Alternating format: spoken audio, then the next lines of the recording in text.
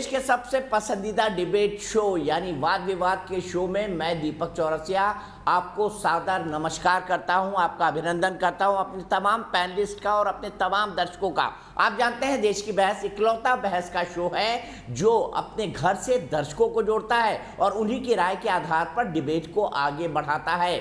मेरे पैनल में बड़े बड़े राजनीतिज्ञ होते हैं, डॉक्टर होते हैं, विद्वान होते हैं, इंटेलेक्चुअल्स होते हैं और उनके साथ जुड़ते हैं हमारे दर्शक, और दर्शक ही बहस की दशा और दिशा को आगे बढ़ाते हैं।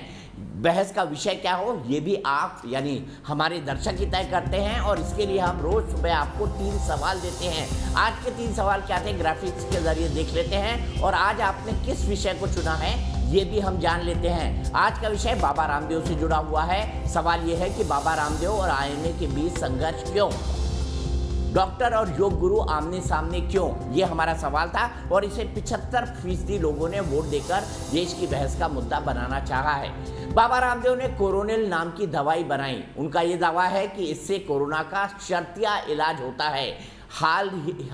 हाल तक जो एलोपैथी की चिकित्सा पद्धति थी वो कोरोना की कोई दवाई नहीं बना पाई थी। बड़े बड़े प्रयोग हो रहे थे कि कोरोना को प्लाज्मा थेरेपी से ठीक किया जा सकता है, रेमडेसिविर से ठीक किया जा सकता है, लेकिन बाद में वो भी इस जो इलाज की प्रक्रिया है उससे अटते गए। लेकिन इस बीच बाबा रामदेव की दवाई ने काफ़ी कुछ हलचल मचाई। कई लोगों ने इसे फर्जी करार दिया, कई लोगों ने कहा कि ज़बरदस्ती दवा बनाकर बेच दी गई है और कुछ डॉक्टर्स ने भी इस पर आपत्ति उड़ाई। उन्होंने कोरोनिल को लेकर कई तरह की टिप्पणी की, जिसके बाद बाबा रामदेव और डॉक्टरों के बीच एक विवाद छिड़ गया। बाबा रामदेव के एक बयान जिसमें डॉक्टर्स मारे जा रहे हैं ये कहने वाले उनके बयान पर आईएमए ने आपत्ति जताई और सीधे सीधे लेटर लिखा स्वास्थ्य मंत्री हर्षवर्धन को, जिनके इंटरवेंशन के बाद बाबा रामदेव ने खेद जताते हुए अपने उस बयान को वापस ले लिया। लेकिन इस बीच प्रधानमंत्री को आईएमए ने पत्र लिख दिया है और ये कह दिया है कि बाबा रामदेव टीकाकरण के बारे में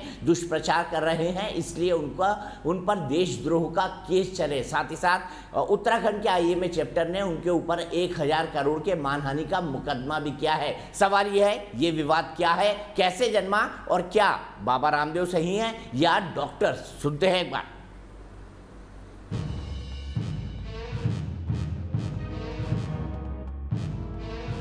आयुर्वेद बनाम एलोपैथी में योग गुरु और आईएमए के बीच विवाद दिन ब दिन बढ़ता जा रहा है। इसी कड़ी में अब आईएमए ने योग गुरु के खिलाफ दिल्ली में एफआईआर तक दर्ज करवा दी है। आज के तारीख में एपिडेमिक एक्ट में कई क्लॉजेस, इम्पोर्टेंट क्लॉजेस जो है वो मौजूद है और उसके आधार गवर्नमेंट ऑफ इंडिया एक जगह से इनको विड्रॉ करने के लिए बोल सकती है। तो इसके लिए आज ये कंप्लेंट हमने डाली है और हम राह देख रहे हैं कि गवर्नमेंट ऑफ इंडिया और माननीय श्री मोदी जी इसके ऊपर क्या विचार करते हैं। दरअसल पूरी दुनिया में योग की प्रतिष्ठा बढ़ाने वाले योग गुरु के एक बयान से आईएमए की नाराजगी अभी तक खत्म नहीं हुई। पहले आईएमए उत्तराखंड ने 1000 करोड़ रुपए का मानहानि का मुकदमा किया था। न्यूज नेशन पर भी बाबा रामदेव कुछ दिन पहले ही कह चुके हैं कि वो एलोपैथी के विरोधी नहीं है। एलोपैथी से मेरी सिंपैथी में कहता हूँ, जहाँ लाइफ सेविंग ड्रग्स की जरूरत है, जहाँ ऑपरेशन की जरूरत है वहाँ वो करो, लेकिन गैर जरूरी दवा, गैर जरूरी ऑपरेशन, गैर जरूरी टेस्टिंग करके और टेम्परेरी ट्रीटमेंट तुम कर रहे हो। फिर बाबा रामदेव ने आईएमए की आपत्ति के बाद अपना बयान वापस लिया, लेकिन आईएमए की नाराजगी बढ़ती जा रही है। आईएमए से योग गुरु ने 25 सवाल पूछे। उल्टे आईएमए ने बाबा रामदेव को खुले मंच से बहस करने की चुनौती दी है। देश भर में आयुर्वेद बनाम एलोपैथी पर बहस तेज हो गई है, जबकि कोरोना काल में दोनों तरीके से कोरोना के खिलाफ लड़ाई लड़ी जा रही है। देश की बहस में आज इसी मुद्दे पर सबसे सटीक बहस हो रही है।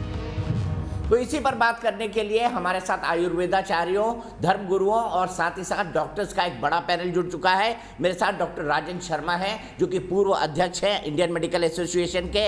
मेरे साथ डॉक्टर रवि मलिक हैं, जाना पहचाना नाम है, हमारे शो में अक्सर आते हैं, पूर्व सचिव हैं इंडियन मेडिकल एसोसिएशन के। मेरे साथ डॉक्टर पवन सिन्हा हैं जो कि एक धर्म गुरु हैं और साथ ही साथ आयुर्वेद और नेचुरोपैथी पद्धति से कई चीज़ों के बारे में सॉल्यूशंस भी देते हैं। मेरे साथ डॉक्टर परमेश्वर अरोड़ा हैं, ये एक आयुर्वेदाचार्य हैं और सर गंगाराम अस्पताल के अंदर रहते हैं। इसी बीच हमने आपसे सवाल क्या पूछा है, एलोपैथी और आयुर्वेदिक उपचार पर विवाद होना गलत है, हाँ या नहीं में आप इसका जवाब दे सकते हैं। आपको वोटिंग के तमाम विकल्प पता है, आप हमारी वेबसाइट पर जा सकते हैं, आप हमारे मोबाइल ऐप का इस्तेमाल कर सकते हैं, आप हमारे ट्विटर हैंडल पर जा सकते हैं, आप हमारे फेसबुक पेज पर जाकर भी वोट कर सकते हैं। और साथ ही साथ कार्यक्रम के बारे में कोई राय है, सुझाव है तो आप शो के अंदर शामिल होते हैं हो सकते हैं 9711002266 पर एक व्हाट्सएप भेजकर। सीधे डॉक्टर राजन शर्मा के पास चलूंगा। डॉक्टर राजन शर्मा, क्या आपको नहीं लगता कि ये विवाद गैर जरूरी था? बहुत लंबा खींच लिया आईएमए ने,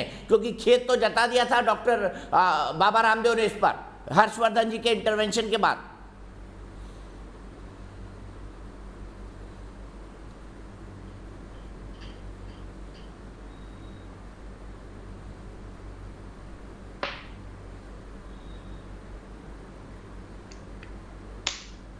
डॉक्टर राजेंद्र शर्मा, मेरी आवाज आ रही है आप तक?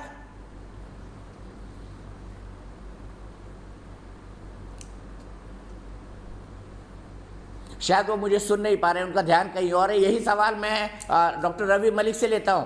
रवि मलिक साहब, आपको नहीं लगता विवाद कुछ ज़्यादा लंबा खिंच गया है? क्योंकि एक बार खेद जता ही चुके हैं हर्षवर्धन जी के पत्र के बाद स्वामी रामदेव। मैं आपको ये क्लेरिफाई करना चाहूंगा कि ये विवाद है क्या। ये आयुर्वेद और एलोपैथी का विवाद बिल्कुल नहीं है। एक व्यक्ति जो कि क्वालिफाइड आयुर्वेदिक डॉक्टर भी नहीं है, उसने इस तरह के इल्जामात लगाए हैं कि ये जो डॉक्टर हैं इनकी जो पैथी है, जो एलोपैथी जो है, ये एक स्टूपिड साइंस है, ये एक दिवालिया साइंस है। इनके पास इनके स्टीरॉयड फेल है, इनके रेमडेसिविर फेल है, इनकी ऑक्सीजन के बावजूद लोगों की मृत्यु हुई है और लाखों लोगों की मृत्यु हुई है इनके इलाज के चलते चलते। ये कुछ गंभीर इन्होंने आरोप लगाए हैं एलोपैथी के ऊपर। इसमें आयुर्वेदिक और उसके झगड़ा नहीं है, इसको आप समझने की कोशिश कीजिए। हम लोगों का जो मेन विरोध है वो ये है कि लोग भ्रमित होंगे। आप दीपक जी मानते हैं हमारी बात को कि ऑक्सीजन के बिना कोविड के पेशेंट को बचाना बड़ा मुश्किल है। वर्ल्ड ओवर में कोविड के पेशेंट बचे हैं ऑक्सीजन की वजह से। स्टीरॉइड्स बहुत इंपॉर्टेंट हैं। डबल कंट्रोल ब्लाइंड स्टडीज हो गई हैं जिन्होंने दिखाया कि स्टीरॉइड जीवन रक्षक हैं। ठीक है, थोड़े से साइड इफेक्ट कुछ भी दवाइयों के होते हैं, लेकिन ये जीवन रक्षक हैं। इनकी वजह से दूसरी आपत्ति हमारी क्या है, डॉक्टर टर करके आपने बताया कि वो अपने आप को भी बचा नहीं पाए। ये बहुत बड़ी बात है। 1000 डॉक्टर की मृत्यु हो गई दोनों डोज लेने के बाद। ये स्टेटमेंट ही गलत है। हमारी आपत्ति यह है, जब आपके पास आंकड़े नहीं है आप गलत स्टेटमेंट क्यों दे रहे हैं। 1000 डॉक्टरों की मृत्यु नहीं हुई है और 1000 डॉक्टरों ने 2 डोज नहीं ले रखी थी। दुखद मृत्यु हुई है 513 डॉक्टरों की, उसमें से मेजॉरिटी ने किसी वजह से वैक्सीन नहीं ले रखी थी। वैक्सीन की प्रोटेक्शन बड़ी जबरदस्त है, 0.06% चांसेस रह जाते हैं अगर आपने वैक्सीन लगा रखी है सीरियस बीमारी होने के।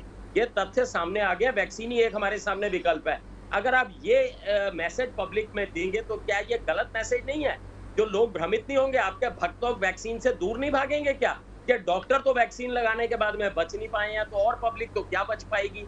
तो हमारी जो मेन चीज है ये पब्लिक हेल्थ। एक तरफ तो हमारे डॉक्टर जो हैं वो पीपी किट पहन के शहीद हो रहे हैं, रोज के 5-6 डॉक्टर मर रहे हैं हमारे। उनके परिवारों को देखो क्या है, क्या वो उपहास के पात्र बनेंगे? दूसरी चीज ये है जो एलोपैथी, ये आयुर्वेदिक और एलोपैथी की बिल्कुल लड़ाई नहीं है। मैं दोबारा से क्लियर कर दूं, आयुर्वेदिक की हम लोग रिस्पेक्ट करते हैं, ये आयुर्वेदिक और एलोपैथी की लड़ाई नहीं है। कुछ लोग इसको डिफेंड कर रहे हैं, कुछ लोगों ने इसको राजनीतिकरण भी देने की कोशिश की है कि शायद क्रिश्चियनिटी में। अरे भैया, आईएमए 4 लाख डॉक्टरों की एसोसिएशन है, ये क्या क्रिश्चियनिटी कन्वर्ट करने के लिए बैठी हुई है? ये सब चीजें जो है डाइल्यूट की जा रही हैं। इसमें सीधी सी बात है, इस वक्त मौजूदा स्थिति ये है, 1000 करोड़ का आईएमए ने, हमारे आईएमए के पूर्व अध्यक्ष भी बैठे हैं, मैं भी आईएमए के अंदर पास सेक्रेटरी रहा हूँ। इस वक्त 3-4 जगह पर सीरियस पुलिस की कंप्लेंट्स दे रखी हैं इन लोगों ने और साथ में डिफेमेशन का नोटिस दे रखा है। और ये मामला जो है डेफिनेटली प्रॉपर जो कानून है देश का व्यवस्था उसके पास जाना चाहिए। ये मेरी और आपकी डिबेट से तो सॉल्व होने वाला नहीं है। आप ये बताइए, जो लोग मर गए हैं जिनके परिवारों के ऊपर, उनके ऊपर क्या बीत रही है? आपने कभी ये सोचा उनके परिवारों के ऊपर क्या बीत रही है? डॉक्टर टर बनेंगे, आप फ्यूचर जनरेशन को क्या रहे हैं? ठीक है, मैं आचार्य विक्रमादित्य के पास चलता हूं। वो खुद आयुर्वेद की विधि से उपचार करते हैं। क्या ये विवाद उचित है? और उन्होंने कहना, डॉक्टर मलिक का कहना है कि बाबा रामदेव ने उन डॉक्टर्स का अपमान किया, गलत आंकड़े दिए जिनकी डेथ हो गई थी। आपका क्या मानना है आचार्य विक्रमादित्य? दीपक जी, सबसे पहले तो एक बात समझें कि जिस प्रकार से ये पूरा विवाद बनाया जा रहा है, बाबा जी ने कोई बात बोली रामदेव जी ने, और उसके बाद जो उनका विरोध हुआ, उसके बाद उन्होंने एक रिटर्न अपॉलॉजी दे दी।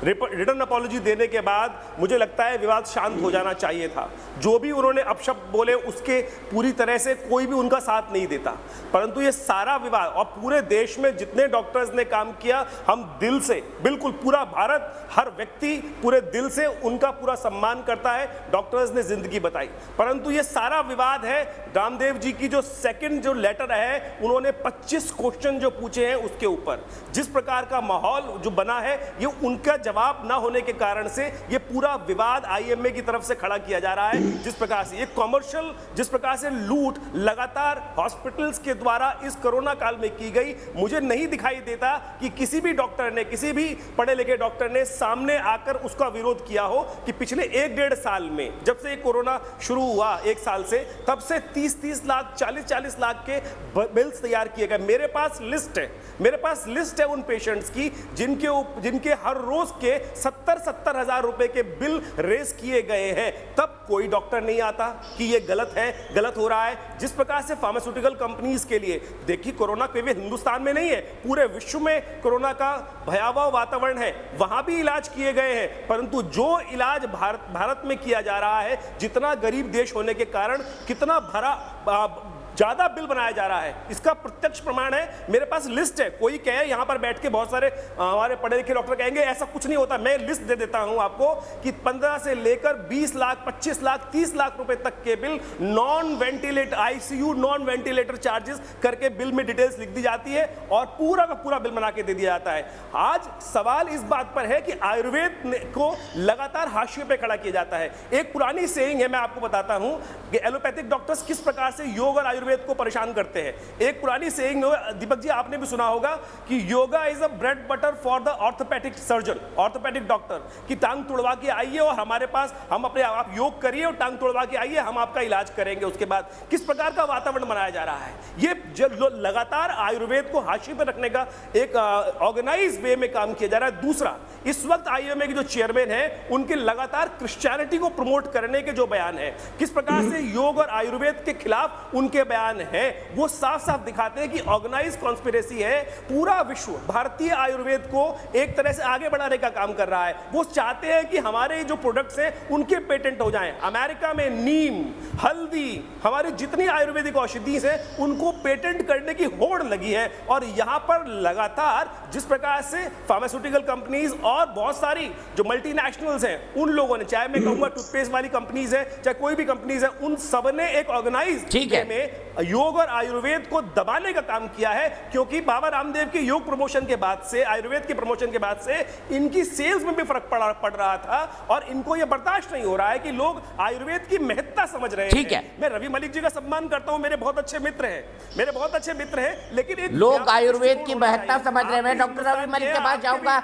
लेकिन उससे पहले मुझे डॉक्टर राजेंद्र शर्मा के पास जाना है। डॉक्टर राजेंद्र शर्मा, क्या ये विवाद वो विवाद है कि भाई कौन बड़ा, आयुर्वेद बड़ा या एलोपैथ बड़ा? और आप पर आरोप लग रहा है कि जब एक बार खेद जताकर माफी मांग ली गई थी तब तो विवाद होना ही नहीं चाहिए था, और यह विवाद इसलिए है क्योंकि इसके जड़ में कोरोनिल है। ऐसे है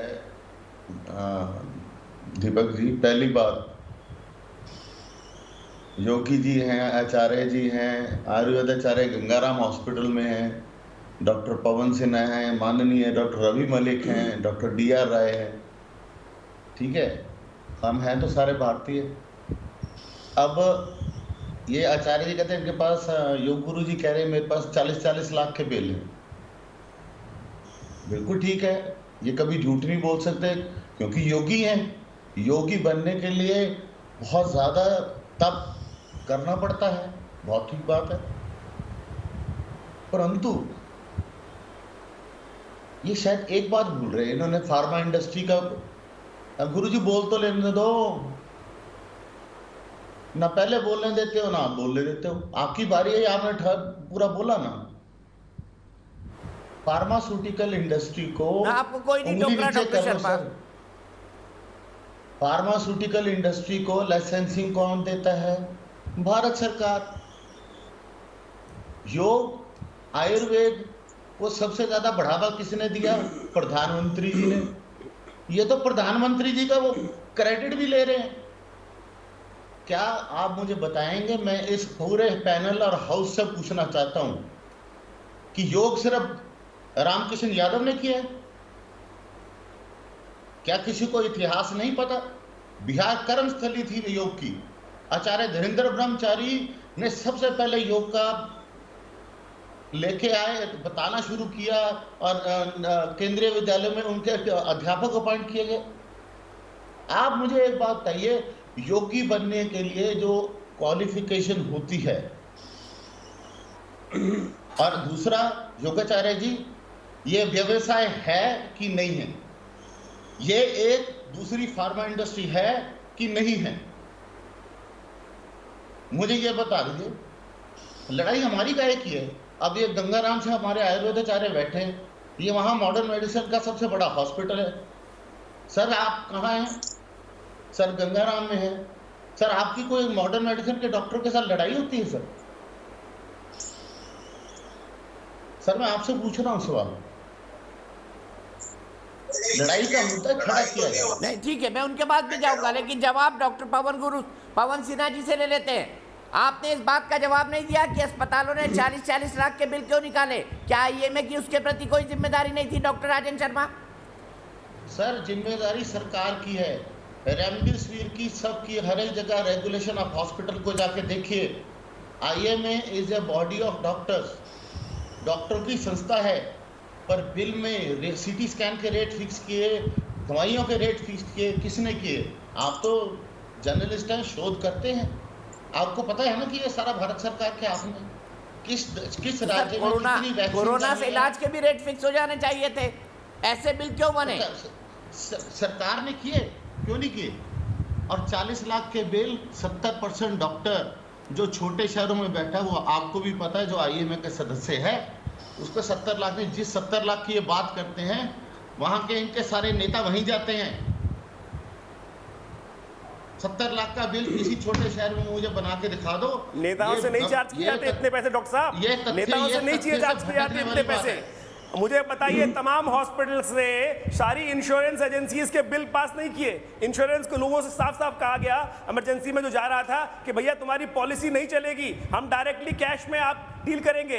आप ये बात कही गई डॉक्टर हॉस्पिटल में, तब कोई डॉक्टर आवाज नहीं उठाता। हॉस्पिटल डॉक्टर्स चलाते हैं, डॉक्टर्स वहां बैठते हैं, डॉक्टर्स भी उसका पार्ट है। अगर करप्शन में उनको उसका हिस्सा मिल रहा है तभी वो चुप बैठे हैं। मुझे बताइए, क्या आपके एथिक्स उस वक्त कहाँ गए थे कि जब अननेसेसरी चार्ज किया जा रहा था? इस कोरोना आपत्ति काल में जितने हैवी बिल्स बनाए गए, मैं सारे डॉक्टर्स को नहीं कह रहा हूं, कुछ तथाकथित जितने ज्यादा हैवी बिल बनाए गए हैं। और एक बार बताइए, एनएबीएच एक्रेडिटेड हॉस्पिटल्स के अंदर एक नॉर्म होता है कि आपने एक एफिडेविट फाइल किया था कि जब आपके फार्मेसी में जो मेडिसिन नहीं है, you will not prescribe that medicine. उसके बाद भी प्लाज्मा के लिए कैसे डॉक्टर्स ने पेशेंट्स को बता दिया कि भैया लेके आओ, रेमडेसिविर इंजेक्शन के लिए कहा गया भैया हमारे पास खत्म है, आप लेके आओ। क्या कर रहे थे आप लोग? जबरदस्ती। पूरे विश्व में जिस प्रकार से जिन मेडिसिन का उपयोग किया जा रहा था उनका नहीं उपयोग कर रहे थे, अननेसेसरी जो बैन मेडिसिन है जिनका उपयोग WHO कहता है कि नहीं, जरूरत नहीं है, उन लोगों का उपयोग कर रहे थे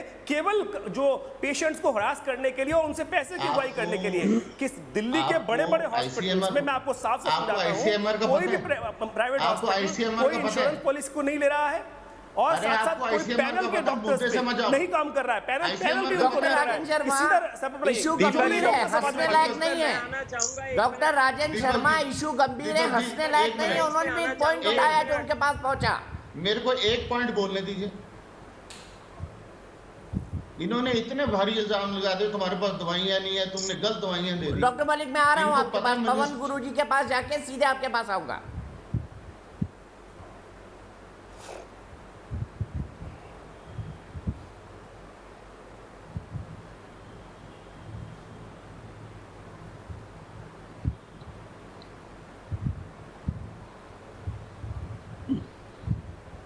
डॉक्टर राजन शर्मा का आवाज नहीं मिल रहा। पवन गुरुजी, क्या ये कंसर्न होना चाहिए जो बिल बने, और क्या जो लाइन ऑफ ट्रीटमेंट था कोरोना के लिए, क्या कोरोना के काल में आम लोगों को लूटा नहीं गया? आपका क्या परसेप्शन है इसको लेकर?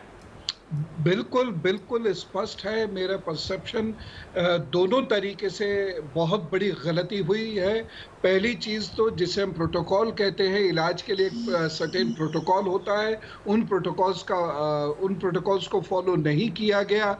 कई जगह गवर्नमेंट खास तौर से यूपी गवर्नमेंट की मैं बात बता रहा हूँ, अखबारों की रिपोर्ट है ये कि कई जगह गवर्नमेंट तक को कंफ्यूजन में रखा गया कि बेड नहीं है, वो बेड खाली थे। वो क्या करे थे, जब गवर्नमेंट की सख्ती हुई तो फिर बेड खाली कैसे हो गए। उसके बाद स्टेरॉइड्स को लेकर एक सर्टेन प्रोटोकॉल है, उस प्रोटोकॉल का फॉलो क्यों नहीं किया गया। अब मैं एक जनता के रूप में आवाज उठाता हूं। मैं आचार्य विक्रमादित्य, हम सब जनता है, हम जनता के रूप में पूछ रहे हैं, तो वहां आईएमए कैसे ये कह सकता है ये मेरी जिम्मेदारी नहीं है। आईएमए ये कैसे कह सकता है कि मेरी जिम्मेदारी मेरे केवल मेंबर डॉक्टर्स के प्रति है? नहीं है, उनकी जिम्मेदारी मेडिकल प्रोफेशन के प्रति है, और उसका उल्लंघन हुआ है। भयंकर बिल्स जनरेट हुए हैं, और इस पर अगर इंक्वायरी कराई जाए तो मैं बता रहा हूं कि कुछ डॉक्टर्स, सारे डॉक्टर्स नहीं, मैं हाथ जोड़ के प्रणाम करता हूं उन डॉक्टर्स को जिन्होंने दिन रात लगा दिए। हमारे साथ 200 डॉक्टर से ज्यादा खड़े हुए थे 7,500 लोगों की मदद करने के लिए, तो मैं उनको तो हाथ जोड़ के प्रणाम करता हूं। लेकिन बहुत सारे हॉस्पिटल्स ऐसे थे जहां पर इस तरीके से बिल्स रेज किए गए कि आम जनता के लोगों का घर तक बिक सकता था या बिका भी होगा। तो दोनों तरफ की रिस्पॉन्सिबिलिटी थी। अब इसमें यदि किसी ने कहीं कोई क्वेश्चन उठा दिया, आप सब नाराज हो गए, आईएमए के मेरे फ्रेटर्निटी के लोग, मेरे आदरणीय डॉक्टर्स सब नाराज हो गए, ठीक है, अब वहां माफी मांगी तो बात को खत्म कीजिए। इस मसले में भी प्राइम मिनिस्टर को यदि हम ले आएंगे तो हर चीज में प्राइम मिनिस्टर, मेरे ख्याल से इस मुद्दे का अंत होना चाहिए। नहीं तो ये मुद्दा उछला तो ये सीधा जाएगा। एक बहुत बड़ा नेटवर्क पूरी दुनिया में काम करता है, और उस नेटवर्क के बारे में now it's an open secret. सब जानते हैं कि फार्मा नेटवर्क कैसे काम करता है, किस तरीके से दवाइयाँ आती हैं, कितनी सस्ती आती हैं, कितनी महंगी बिकती हैं। प्रधानमंत्री की जो जेनेरिक मेडिसिन योजना है उसने ये बात दिखा दी अब लोगों को, इसलिए अब लोग भी प्रश्न करने लगे हैं। तो मैं दोनों ही ग्राउंड्स पे, मॉरल ग्राउंड्स पर भी और बिजनेस ग्राउंड्स पे भी इसको मानने से इनकार करता हूं कि आईएमए ने सही किया। ठीक है डॉक्टर डीएस राय, मैं आपसे जानना चाहता हूं, और मेरा बड़ा सीधा सवाल है। ठीक है भाई, आपकी अदावत हो गई, आपने डिफेमेशन का केस कर दिया, लेकिन देशद्रोह का मुकदमा क्यों? क्या काम कर दिया बाबा रामदेव ने जो देशद्रोही है? दीपक जी, देशद्रोही वाली बात अगर आप कहते हैं तो जिस प्रकार से प्रधानमंत्री जी ने एक अभियान चालू किया मास्क वैक्सीनेशन का, उसके ऊपर आपने सवाल उठा दिया, लोगों को कहते रहे कि आपको वैक्सीन लगाने की जरूरत नहीं है। उसके बाद ये प्रोटोकॉल जो विश्व में भर में दिए गए, ये प्रोटोकॉल हमको आईसीएमआर ने दिए, ये प्रोटोकॉल हमको all India institute of medicine science ने दिए, और उस प्रोटोकॉल के ऊपर आप बहस करके कह रहे हैं कि डॉक्टरों को कुछ पता नहीं है। आप उस सरेआम जो भी चीजें दी गई आप सरकार को ही चैलेंज कर रहे हैं।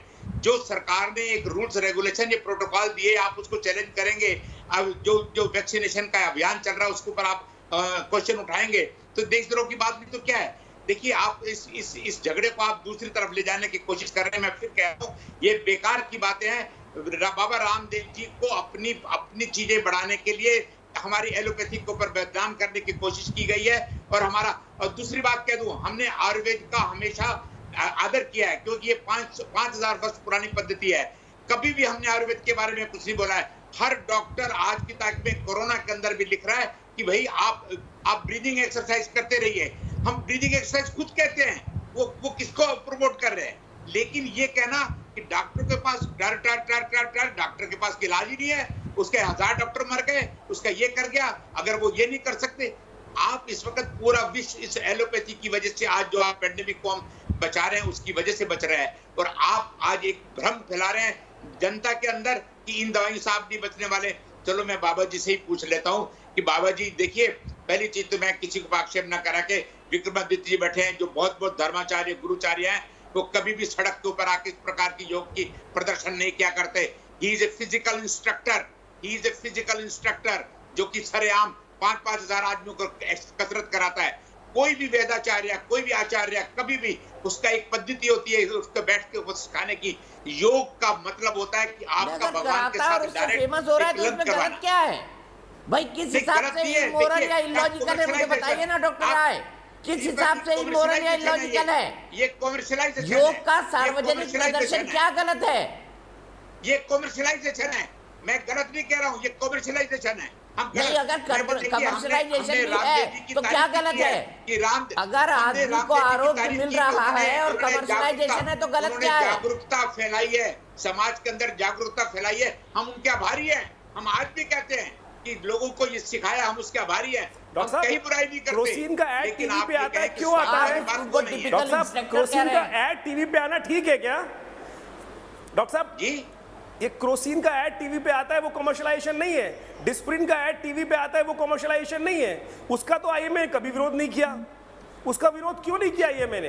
ये जितनी फार्मास्यूटिकल कंपनीज है अपने पेटेंट गुड्स को प्रमोट करती है और एक तरह से वो बहुत गलत है। अगर सेल्फ लोग ट्रीटमेंट करना शुरू कर दे उसका क्या होगा? जी, हम आपकी बहुत इज्जत करते हैं। नहीं, उसका तो विरोध क्यों नहीं किया? आचार्य ने आज तक एक भी प्रोसेशन नहीं किया उसके बारे में। अरे जब एथिक्स की बात हो रही तो पूरी तरह से बात की जाए ना डॉक्टर साहब। ठीक है, मैं रवि मलिक साहब के पास चलूंगा, लेकिन उससे पहले लिली गुप्ता मुझे दर्शक जयपुर से जुड़ गई है। लिली, क्या कहेंगी, क्या आईएमए ठीक है या बाबा रामदेव? देखिए, मैं ये तो नहीं कह सकती कि कौन ठीक है और कौन नहीं, इसका फैसला तो आप लोग स्वयं ही कर लीजिए। इन लोगों की बहस से ना ये जरूर समझ में आ रहा है कि ये बहस का मुद्दा है ही नहीं। इतना नॉनसेंस टॉपिक, वो भी कोरोना के काल में, जब हम सबको एक साथ मिलकर लड़ने की जरूरत है। हम आपस में लड़ रहे हैं, एलोपैथी ठीक है, आयुर्वेद ठीक है, और अगर मेरा पर्सनल मानना है तो मैं कहूंगी हाँ, आयुर्वेद ज्यादा ठीक है। उसका रीजन है नो साइड इफेक्ट, नंबर 1। तो डॉक्टर इस बात को कह रहे हैं कि ये जो स्टेरॉइड हैं इनके असर होते हैं। खुद ये क्या कह रहे हैं कि हाँ, थोड़े बहुत स्टेरॉइड के असर होते हैं। मैं कह रही हूँ थोड़े बहुत नहीं, बहुत ज्यादा स्टेरॉइड के असर होते हैं, और इतना ज्यादा असर होते हैं कि जो पर्सन जिसका शुगर लेवल हमेशा कम रहा करता है नॉर्मल से, उनका शुगर लेवल 300 पे जा रहा है। आप इनको फिर इंसुलिन दे रहे हैं, फिर पता चला कि आप इस चीज के लिए भी नया इलाज करेंगे। पर्सन है जो रिकवर नहीं हो रहा है। खुद डॉक्टर्स कह रहे हैं कि प्राणायाम जरूरी है, ब्रीथिंग एक्सरसाइज करो। तो जब तुम्हारा कोई विरोध ही नहीं है इस योग से, तो क्या जरूरत आ रही है कि आप उसका विरोध करें? रही क्वेश्चन पूछने की बात, बाबा रामदेव ने 25 क्वेश्चन पूछे। अरे क्वेश्चन पूछना तो राइट है, ये तो बाबा रामदेव के लिए नहीं, ये पूरे जितने भी लोग हैं हमारे भारतीय नागरिक हैं, हमारा राइट बनता है क्वेश्चन पूछना। आपको नहीं जवाब देना है, आप मत दीजिए। अगर आपके पास सवालों के जवाब है, आप दीजिए। ठीक है, मैं आप ही के सवाल को डॉक्टर रवि मलिक के पास ले जाता हूँ। लिली जी सुनिए, मैं आप ही के सवाल को डॉक्टर रवि मलिक के पास ले जाता हूँ। रवि मलिक जी, मुझे ये बताइए, ये बाबा रामदेव को बिल्कुल गलत नहीं मान रही, और दो ये डॉक्टर्स तो खुद कह रहे थे ना, ब्रीथिंग एक्सरसाइज करो, प्राणायाम करो, अपने फेफड़ों को मजबूत करो। यहाँ पर तो योग का इस्तेमाल आप लोग भी कर रहे थे कोरोना टाइम में। दीपक जी, मैं सबसे पहले तो आपको ये बताना चाहूंगा, जितने भी पैनलिस्ट बैठते हैं, थोड़े से मैं स्ट्रॉन्ग वर्ड्स यूज करूं तो माइंड ना करें। वो आचार्य विक्रमादित्य जी की मैं बड़ा आदर करता हूं और मेरे बड़े पर्सनल मित्र हैं।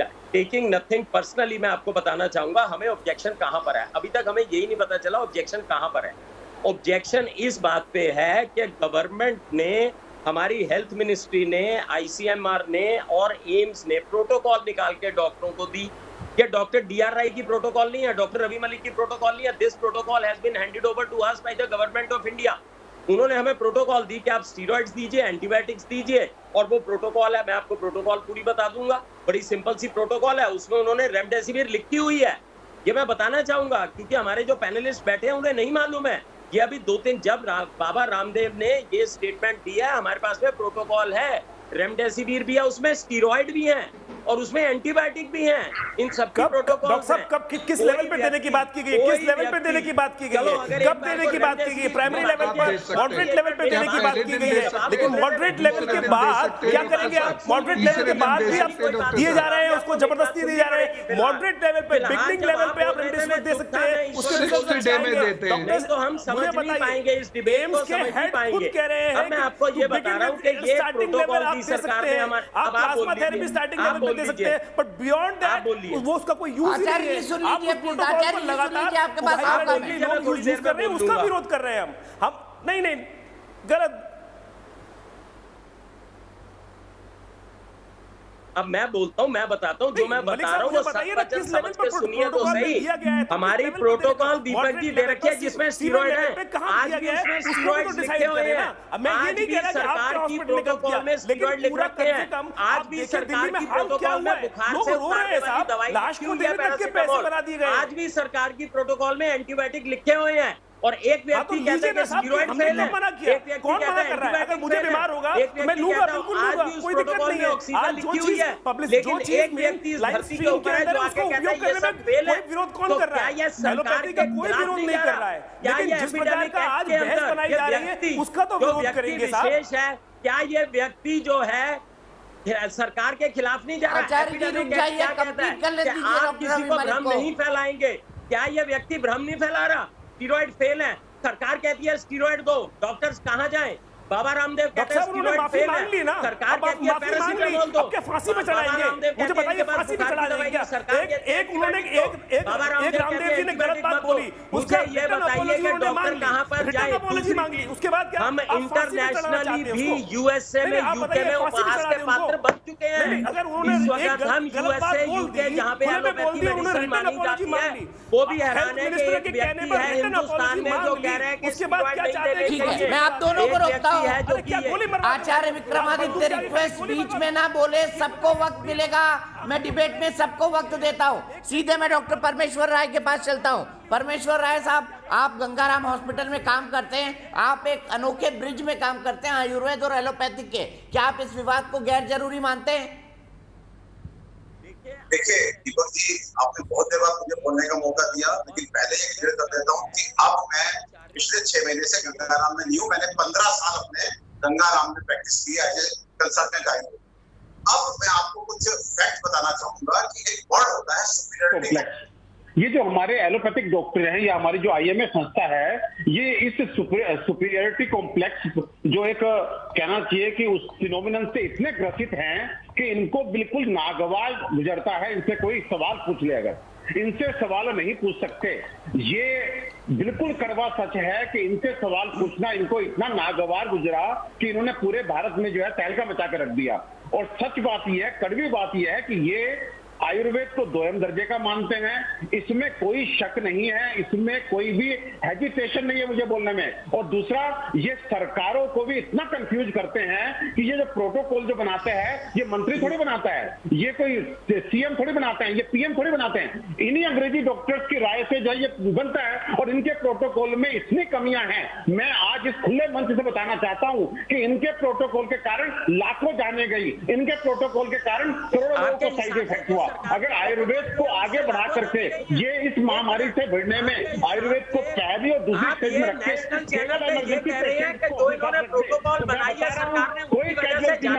हमारे पास, मैं परमेश्वर जी आपसे ये पूछना चाह रहा हूँ, हमारे पास प्रिवेंशन।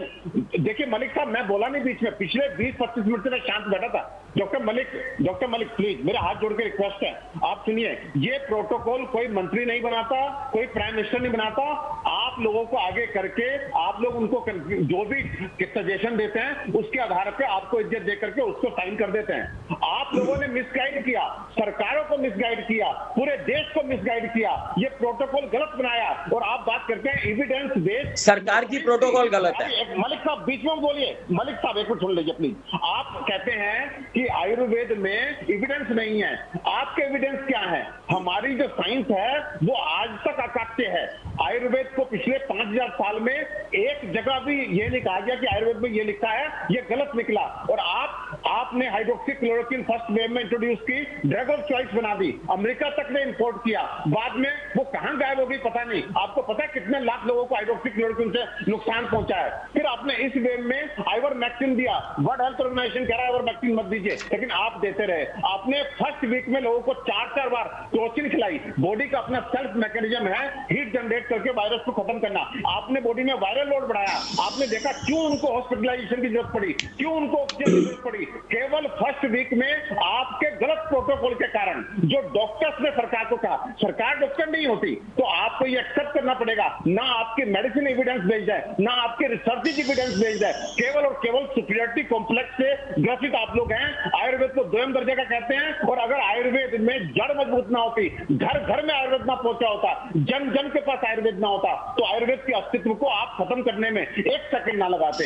हम आज अगर हैं तो केवल और केवल आपकी सहूलियत, एविडेंस की बात करते हैं सर। ये बताइए 5000 साल पहले अर्जुन को कार्डियोटोनिक बिना रिसर्च के लिख दिया गया, तुलसी को एंटीवायरल बिना रिसर्च के लिख दिया गया, हल्दी को एंटीसेप्टिक बिना रिसर्च के लिख दिया गया। मतलब हमारे रिसर्च मतलब विकार। और आपने 200 साल पहले क्रोसिन, मुझे बताइए आने वाले 200 साल में क्या क्रोसिन विकार हो जाएगी कि इसको तो रिसर्च कि पैरासिटामोल से बुखार उतरता है, ये तो 500 साल पहले बताया गया था। आप कैसे यूज कर रहे हो? क्या हर डॉक्टर, हर आपने पैरासिटामोल कैसे काम करते हैं उस पर रिसर्च किया क्या? कि जो आयुष डॉक्टर से आप एविडेंस मांगते हैं। अरे मैं ये जानता हूं, मेरे पास प्रूवन एंटीवायरल मेडिसिन हैं, मैं प्रूवन एंटीवायरल मेडिसिन देके मैंने कम से कम 10,000 कोविड पेशेंट को ठीक किया है, लेकिन आपको 1 सेकंड नहीं लगता ये कहने में कि नहीं ये विश्वास है, ये मैंने कोई फार्मूला दिया, आप एकदम से फेक लिख देते हैं।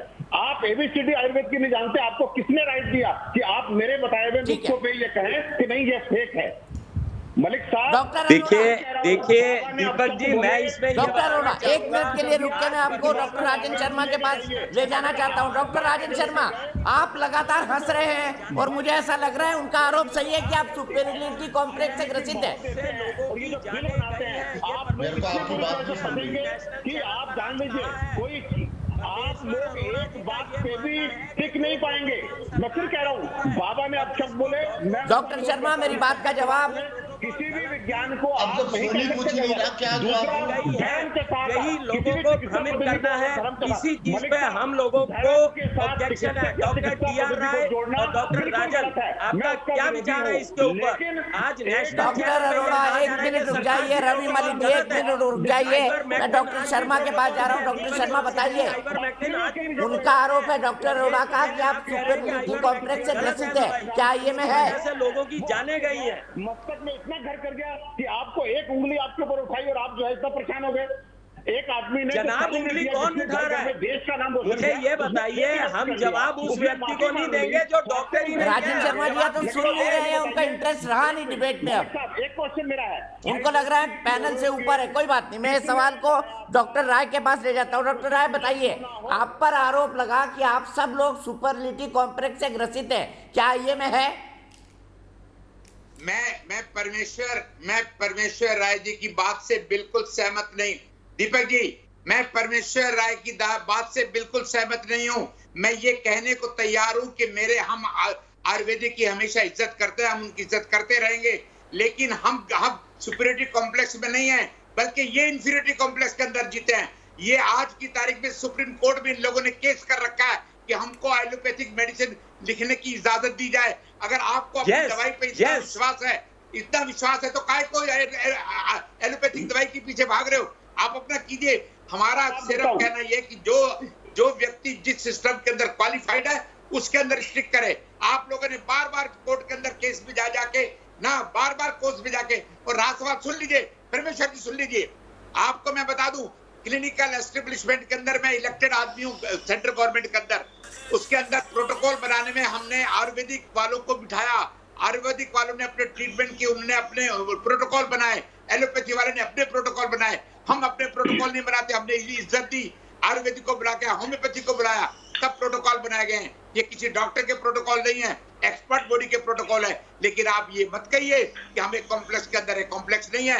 हम कहते हैं आप अपने सिस्टम पे काम कीजिए, हम अपने सिस्टम पे काम करेंगे। दीपक जी, राजद्रोह का मुकदमा आईएमए पे होना चाहिए, देशद्रोह का मुकदमा आईएमए पे होना चाहिए। कारण जब हमारे बहुत बढ़िया हमारे सर्जरी को इंट्रोड्यूस किया, जो हमारी अपनी शिक्षा का पार्ट है, तो ये आईएमए उनके ऊपर मुकदमा करो। बहुत बढ़िया, बहुत शानदार बात करी आपने। पहन के मर गए, उनको आप श्रद्धांजलि ना दो, उनको नमन नहीं करो, उनको कोर्ट में ले जाओ। और तुम सारी प्रोटोकॉल्स को गलत बताओ, तुम सारी प्रोटोकॉल्स को गलत बताओ, तुम सरकार की प्रोटोकॉल्स को गलत बताओ। और उसके बाद में जो हमारे डॉक्टर शहीद हुए हैं उनको आप आईएमए को कोर्ट में ले जाओ। बहुत बढ़िया, फ्री फॉर ऑल हो गया है। इंद्रभूषण मेरे एक दर्शक वाराणसी से जुड़ गए हैं। इंद्रभूषण जी क्या कहेंगे इस बहस पे, कौन सही है, डॉक्टर्स या बाबा रामदेव?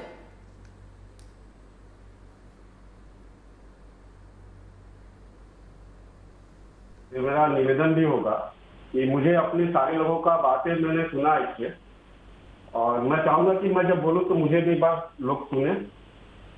सबसे बड़ी बात यह है कि जब कोरोना वायरस आया, हिंदुस्तान में आया, जब उस परिस्थिति में हम लोग में से कोई भी नहीं जानता था, न कोई डॉक्टर जानते थे, ना कोई वैज्ञानिक जानते थे, न भारत सरकार जानते थे, या दुनिया का कोई भी सरकार नहीं जानता था। उस परिस्थिति में जो भी सरकार का, WHO का, भारत सरकार के एक्सपर्ट्स का, वैज्ञानिक का जो राय आया, उस समय हम लोगों ने वो निर्णय लिया। और यह समस्या एक राष्ट्रीय चैनल पे इस तरह का मुद्दा उठाना कि रामदेव सही है, आयुर्वेद सही है, एलोपैथ सही है, यूनानी सही है, होम्योपैथ सही है, यह विषय है, अच्छी बात है, लेकिन यह विषय पे बहस नहीं होना चाहिए। हमारा बहस होना चाहिए कि अगर चाइना दूसरा कोई इस तरह का वायरस छोड़ता है तो हम उसके लिए प्रिपरेशन क्या करते हैं। हमारा मूल विषय आयुर्वेद बनाम एलोपैथ नहीं होना चाहिए। चलिए ठीक है, आपकी बात से एग्री करता हूं मैं। आगे ध्यान रखूंगा किस विषय को लेना है, किस विषय को नहीं लेना। इंद्रभूषण जी से जरूर सलाह लूंगा। सीधे चलता हूं गुरु पवन सिन्हा के पास। गुरु जी मुझे बताइए, क्या वाकई आयुर्वेद को नीचा दिखाने की कोशिश की गई है इंडियन मेडिकल डॉक्टर्स के द्वारा? आपका क्या परसेप्शन है? देखिए, हमेशा से ही आयुर्वेद आचार्यों को एक हीन भावना से देखा गया है। अभी एक काम किया सरकार ने, और वो काम ये किया कि उनको कहा कि आप ऑपरेशन कर सकते हैं। उस पर कितना तीखी प्रतिक्रिया हुई, कितना जबरदस्त रिएक्शन आया कि मतलब ये वाला रिएक्शन तो कुछ भी नहीं है उसके मुकाबले। क्यों आयुर्वेद के डॉक्टर्स ऑपरेशन क्यों नहीं कर सकते? भाई, अगर वो कुछ चीज़ नहीं जानेंगे तो ओरिएंट होंगे। जैसे एलोपैथ सब कुछ नहीं जानता, ओरिएंट होता है, तो इस तरीके से उनके भी रिफ्रेशर कोर्सेज होंगे, तो उनको भी ऑपरेशन करने की इजाज़त होनी चाहिए। ये उनका राइट है, और ये एक लंबी पैथी है, 5000 साल से ज़्यादा पुरानी पैथी है, तो इसमें ऑपरेशंस होते रहे हैं। इसमें 17th 18th सेंचुरी में भी इसमें ऑपरेशंस हुए हैं। ये तो बाद में 1928 के बाद से ये जो प्रोटोकॉल्स में चेंजेस हुए, उसके बाद आयुर्वेद को डिमीन करके दिखाया है। देखिए, हमारे डॉक्टर साहब सुश्रुत संहिता दिखा भी रहे हैं। तो लिहाजा चाहे सुश्रुत हो, चरक हो, बागभट हो, ऑपरेशन की सारी डिटेल्स है, और आज के हिसाब से ओरिएंट होकर वो कर सकते हैं। लेकिन हम ये जब कहने लगते हैं कि ये तो हाथ पैर टेढ़े कर देंगे, ये तो घास फूस खिलाने वाले लोग हैं, या इस प्रकार से एक अभी कमेंट मैंने बहुत अच्छा पढ़ा जो मुझे याद आया कि हम कहते थे चूरन की पुड़िया बांट रहे हैं। तो इस तरीके से जो चीजें हैं ना, वो गलत है। आप ये मत भूलिए कि इस देश के अंदर 6 लाख डॉक्टर्स की कमी पूरा आयुर्वेद के लोग कर रहे हैं। और कौन आयुर्वेद के लोग हैं? हमारे नाना, हमारे नानी, हमारे दादा, हमारे दादी, ये सब लोग आयुर्वेदाचार्य हैं। इन लोगों ने किचन से सामान ला के हमारी चोटें ठीक की हैं, किचन से सामान ला के हमारी स्वेलिंग्स ठीक की हैं, इन्फ्लेमेशन ठीक किए हैं, हमें तंदुरुस्त रखा है। हमारे पास इतने डॉक्टर्स कहाँ हैं?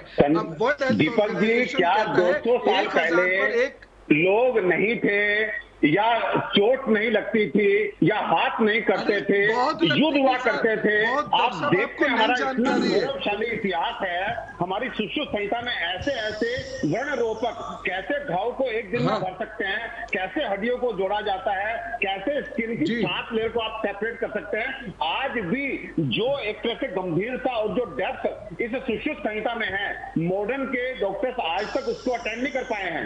इसी पूरी पुस्तक को आधार बना करके इंग्लिश में लिख करके, और आज कहा जाता है मॉडर्न सर्जरी, सारे अस्त्र शस्त्र सब कुछ इसमें वर्णित है जो आज मॉडर्न सर्जरी जो है इस्तेमाल कर रही है। तो कहने का मतलब मैं डॉक्टर साहब की बात को ही आगे बढ़ाता हुआ कहूंगा, आपने चलो यूरोपियन ने कर लिया, अमेरिकन ने कर लिया, समझ में आता है। जब अपना देश का भारतीय नागरिक, चाहे डॉक्टर बाद में होंगे, पहले भारतीय तो हैं, तो अगर भारतीय नागरिक अपने देश की चिकित्सा पद्धति को पीछे करने की कोशिश करता है, अपने देश की चिकित्सा पद्धति को, अपने वेदों को दोयम दर्जे का कहता है, मैं कहता हूं उन पे राजद्रोह का मुकदमा चलना चाहिए, उन पे देशद्रोह का मुकदमा चलना चाहिए। ठीक बात। कैसे अपने वेदों की परंपरा को, कैसे अपनी चिकित्सा पद्धति को, जिससे और उनके ऊपर मुकदमा नहीं चलना चाहिए जो सरकार की प्रोटोकॉल को गलत बताते हैं। सरकार की प्रोटोकॉल ठीक है डॉक्टर सिन्हा, पवन गुरु जी खत्म करिए, फिर मैं डॉक्टर रवि मलिक के पास चलूंगा। पवन गुरु जी आप कुछ बोलना चाहते थे?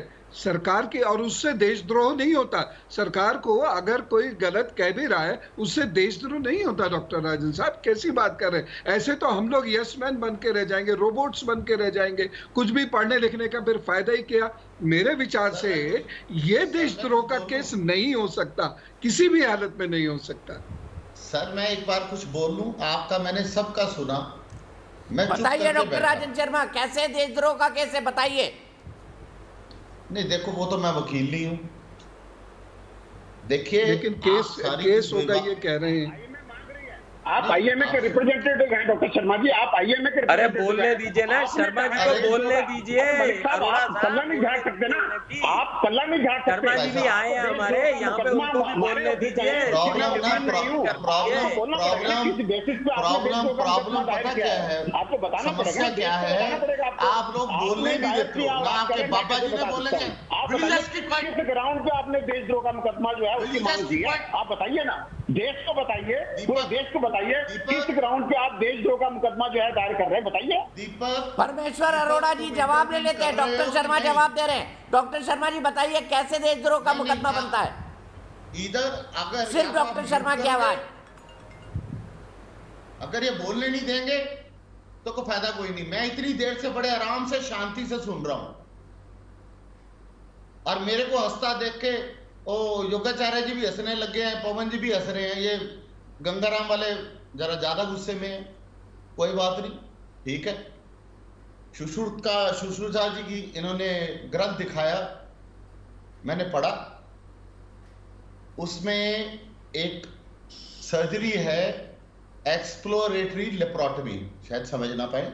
पेट को खोल के अगर अंतड़ियां ब्लॉक हो जाएं तो उनको काट के अंदर शहद का लेप करके एक खास तरह की चींटियों को छोड़ा जाए जो अंतड़ियों को जोड़ने के लिए, और जब वो चींटियां अपने कांटे अंदर डाल दें उसके बाद उसको काट दें और चींटी को मार, ठीक है। आज साइंस एक आपको लेप्रोस्कोपिक सर्जरी पे ले आई है। सर आप सुश्रुत का मजाक नहीं बना सकते, चुप रहेंगे, आप सुश्रुत का मजाक नहीं बना सकते। देखिए आप चुप रहेंगे, अरोड़ा साहब जानना पड़ेगा, आप सुश्रुत का मजाक इस तरह से नहीं बना सकते।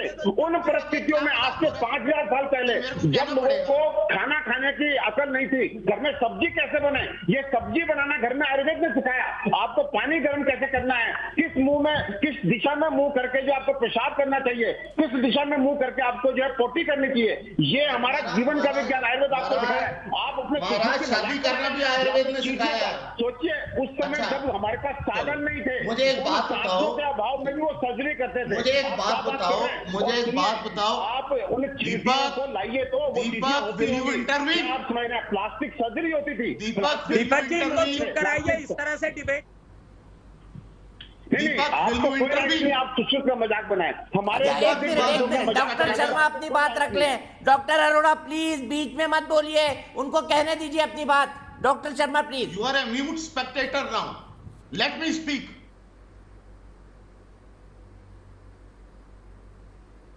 इन्होंने कहा, सर ने कहा, मैं सबको असम्मान के साथ बोल रहा हूं, शिष्टाचार की, शालीनता की कोई हद पार करनी नहीं चाहिए।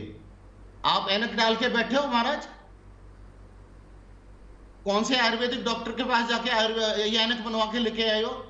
सर अगर सच बोलो, सच बोलो, कौन से ऑप्शन से बनवा के आए हो? एक्चुअली दिक्कत ये है कि हम एक तरह से बॉन्ड वोटर के अंग्रेजी हिसाब से हुए हैं। सर आप लोगों की देन है, आप लोगों ने जिस तरह से काजल बंद कराया, जिस तरह से सिर में तेल डालना बंद कराया, आपने घुटनों पे जोड़ों पे तेल लगवाना बंद कर दिया। ऑर्थोपेडिक सर्जन बिना किसी बेस के ऊपर तेल मत लगाना। हमने तो देश का जीना ही बंद कर दिया, हमने तो देश का जीना बंद कर दिया भाई। यार हमारे को तो समुद्र में फेंका। आयुर्वेद को फॉलो करके आप खान पान रखें, जीवन शैली रखें, तो वास्तव में महाराज इतने साल गंगाराम में क्यों रहा? अरे गंगाराम में रह ठीक है, मैं अपने एक दर्शक के पास चलता हूं, तब तक थोड़े लोग ठंडे होंगे। जयव्रत सिंह लखनऊ से, जयव्रत क्या कहेंगे इस बहस के बारे में? सर मैं बहस के बारे में ये कहना चाहूंगा कि राष्ट्रद्रोह का मुकदमा करना है इन लोगों को, तो इन लोगों को रोका कौन है? देश की शीर्ष अदालत बैठी हुई है मुकदमा करने के लिए। और अगर बाबा रामदेव और गुरु जिन्होंने पूरे विश्व में भारत में देश का परचम इतना आगे बढ़ाया, होना चाहिए बाबा रामदेव पर? किस बिना पर करेंगे देशद्रोह का मुकदमा? किस बिना पर करेंगे? अगर आपको करना है तो पहले राजनीतिक पार्टियों को करिए, जिन्होंने कहा कि ये बीजेपी की वैक्सीन है। हमको किसी राजनीतिक पार्टी से मतलब नहीं है। आप जो व्यक्ति पूरे देश और पूरे विश्व में भारत का नाम कर रहा है, जिसने भारत की प्राचीन सभ्यता को लेकर इतना आगे बढ़ाया, विदेश के बड़े लोग आके आपके यहाँ दन बैठक कर रहे हैं, आप किसी को टहलने से रोक देंगे, गर्म पानी पीने से रोक देंगे? आयुर्वेद और एलोपैथी का कोई मुकाबला नहीं है, दोनों अपनी जगह सर्वोच्च है। आज ये मौका है कि सबको साथ लेके चलना चाहिए आगे। आज ये मौका है कि दोनों मिलकर विश्व में भारत का नाम, जो भारत के हम लोग की परिकल्पना है कि भारत बिल्कुल सही कहा जयव्रत, आपने बिल्कुल सही कहा। आप ही की बात से मैं ब्रेक लूंगा और आप ही की बात से आगे बढ़ाऊंगा कि आधार क्या है देशद्रोह के मुकदमे का, ब्रेक के बाद।